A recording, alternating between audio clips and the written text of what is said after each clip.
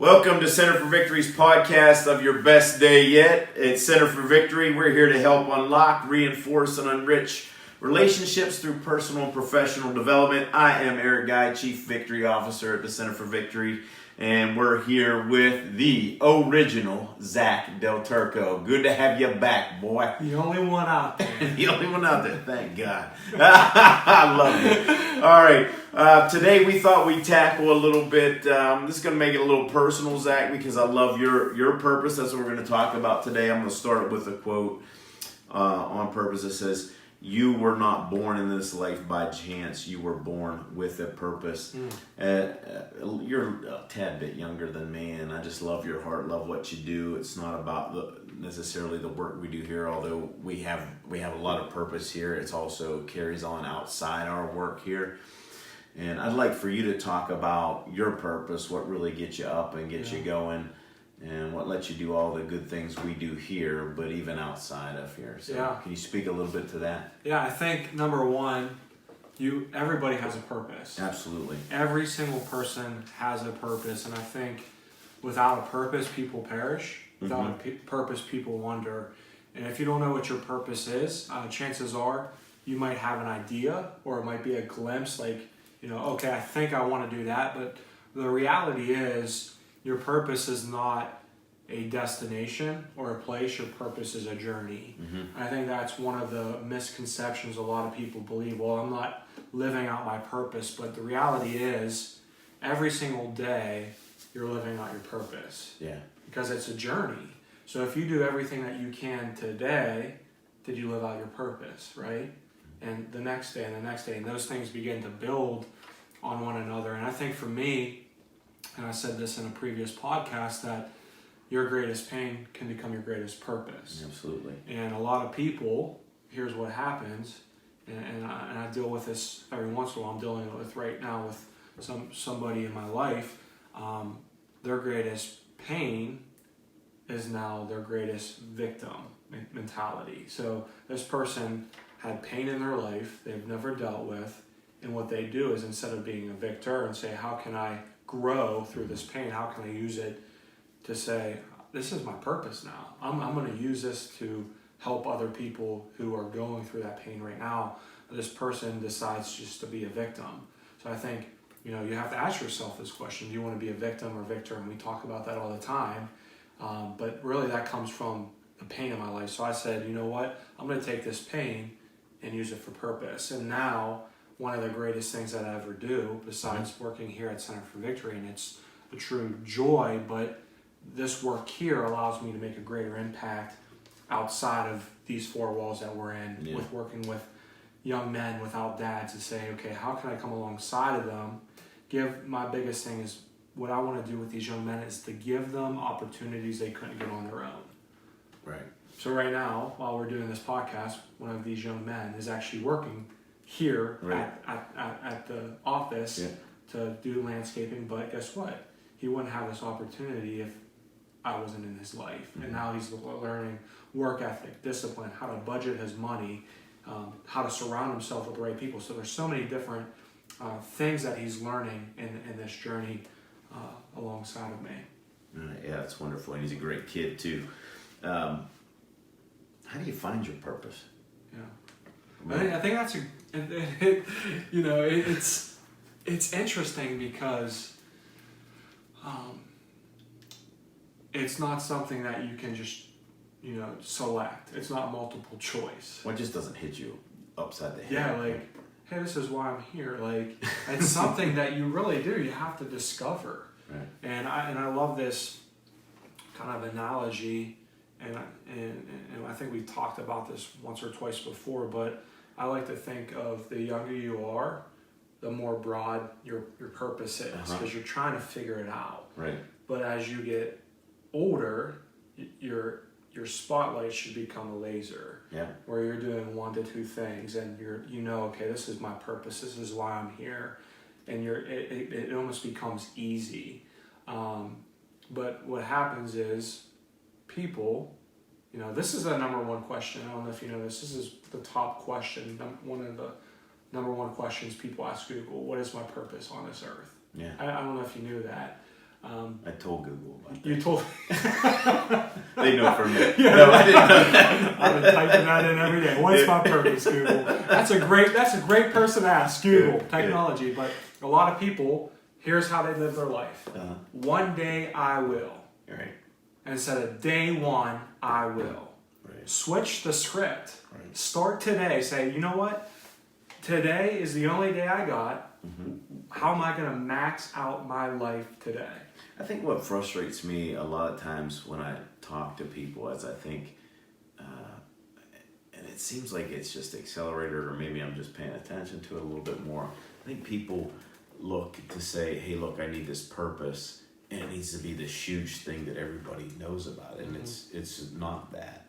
You know, an example that comes to mind is just my wife, right? Yeah. I mean, you don't see her, she's not out in the spotlight, anything like that, but her purpose that she years ago figured out was like, she made a sacrifice to be home with our kids, to raise them, to get them to the point that they're at now, and that was a huge purpose for her, and that's what she still does. That's her number one priority and purpose. And I could jump to another topic here, but it's not anything that's going to be up in the newspaper. Yeah. But now, 12, 15 years later, now that our kids are in college, you can see that the fruit that has come from that purpose. Yeah. And just to follow that. Again, I don't think it started, she didn't say before she had kids, hey, look, that's going to be my purpose. She was on track. She has a graduate degree, all this and all that. And to make that sacrifice to say, this is my bigger purpose. Yeah. This gives me satisfaction. Right. And I think to your point, I think we get caught up in, one thing. Right. Like my whole life, this is my purpose, my whole life. For your wife, that 15 years, that was her purpose. And now your kids are graduated, your kids are grown. She can find something else that she's passionate about. She can say, you know what, this is my legacy. This is what I want to leave behind. So a lot of people, I feel like, get caught up on, okay, I need to know my purpose now. Right. Instead of just saying, you know what, like I'm going to take it a day at a time. Or it doesn't need to be big. Yeah. Like, and when I say big, it's always big. Your purpose is big. Let me restate that. Everybody's purpose is huge. Yeah. But what I mean by big is it doesn't need to be advertised or anything like that. Yeah. And I think here's what happens though, and because it's happened to me multiple times, I look at people that I admire, and guess what I do? I compare myself though. And what that does, it really does, is quench my purpose. It makes this is what I feel like I'm doing, this is what I'm doing today, and it's not even significant. Like I'm only reaching 100 people today. But I look at somebody else who's reaching 10,000 people today, and I'm like, man, I might as well just give up. And I feel like a lot of times with social media and with technology, we compare ourselves, and then we start to say, you know what, maybe I'm going to start trying to live his purpose or her purpose because it looks more significant, or it looks like they're more fulfilled than I am right now. The grass is greener where you water it, not where you think, okay, man. Or the grass is greener where there's manure and it stinks. But it's true. Like the grass is greener where you water it, and a lot of people, it's that comparison trap where, man, I want to go there because it looks prettier, it looks nicer.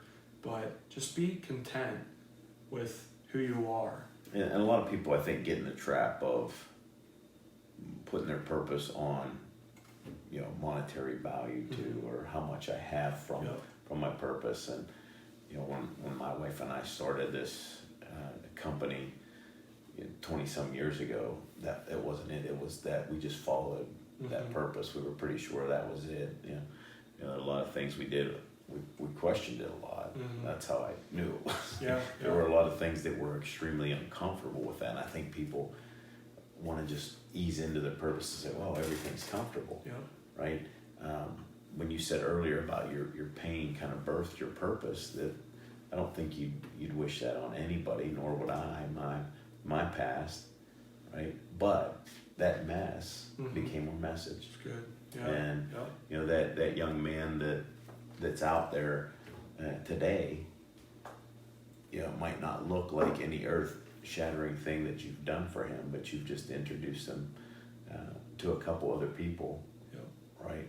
To help him with his career. I mean, I've already talked to him, of course, about his career, because that's what we do, man. Hey, where you at? What's your story? How can I help you?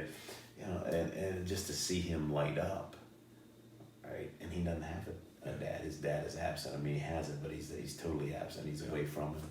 But to see him light up, and just to see what he can do. I mean, checking on him when we're not working in here, it's just like amazing what he's doing, and it seems like he's loving it. I mean, it's hot outside here, and I'm like, wow, man, he's breaking his back, but just went out. A few minutes ago, about 15 minutes ago, big smile on his face. Hey, am I doing things okay? Yeah, it's like great, man. But that you might not impact people with these huge things. You might not ever be in the newspaper, and I think people need to get that out of their head. Just like if that's your purpose, that's your purpose. The only person that matters that really has to know about it is you. Right. And I think for me, as I take this journey, because your purpose is not a place, it's a process. One of the things, there's actually 3 things that really has helped me. 4 things. The first one is what we do here. It's the predictive index. I really never spent a lot of time understanding myself. I thought I had an understanding of myself, but when I started to take a look at the predictive index and taking a look at how I'm wired, it really started to say, okay, I need to start maybe operating in more of my strengths than my weaknesses. I need to turn right more than I turn left. Yeah, and just for our audience, I didn't mean to cut you off. You hold your thought. Predictive index is just a behavioral assessment, measures people's drives, needs, and behaviors. So, go ahead. And I think that was something that was really big for me, and I actually just discovered that last October when I went through the training. And you can get those resources on centerforvictory.com. The second one was the values. The values index, which we also have, and that helps me understand. Okay, these are my values. This is kind of what motivates me, and starting to focus on the top 2 to 3 that I really believe. And what doesn't, right? And what doesn't, because there's a lot that doesn't. I'm like, okay, that makes sense. Yeah, that makes a lot of sense. And then the attribute index is another thing that we do, and that's really how I see myself and how I see the world. And it really helps me to understand how I'm wired, but also what are some things I can improve on. To get to your purpose. To get to my purpose, right. So those 3 things, but then also coaching. I mean, just being around you don't even know this, but you are coaching my life. And those are like the 4 things I would say have accelerated my journey, is understanding who I am, what my passion, what my power, what my purpose is, and then also having somebody who's been there and done that. You can say, hey, here's some of the things that you need to do in order to accelerate your success or your purpose. So those are 4 things we do here, but they really are something that has helped me in my journey towards my destination. Yeah, that's good. Good stuff. I mean, really good stuff. I mean, I like how you wrapped up those points there too. And I think that's probably a good place to end it, because we've been going on for a while. One thing I will say is a lot of people will take us up on that offer of finding out. They'll hit the website, they'll take an assessment or 2, but they never follow up. And that just kind of actually saddens my heart that you would put all that effort in to take the time to take that and not follow up with anybody. So if you've done that, if you're listening to this and you're one of those ones that have taken some of those assessments, reach out to us. If a consultant has reached out to you, just get back to them, go over that assessment. It doesn't cost you anything other than your time, and see if you might find that's that next step for you. Any other things to add before I break it off here? I think just instead of living your life saying one day I will, just change the script and say day 1 I'm going to. Yeah, absolutely. So with that, we're going to end it. If you want to connect with us, centerforvictory.com. Call the office, 724-462-8383. And just remember, wherever you're at, whatever you're doing, make this your best day yet. We'll talk to you soon. Take care.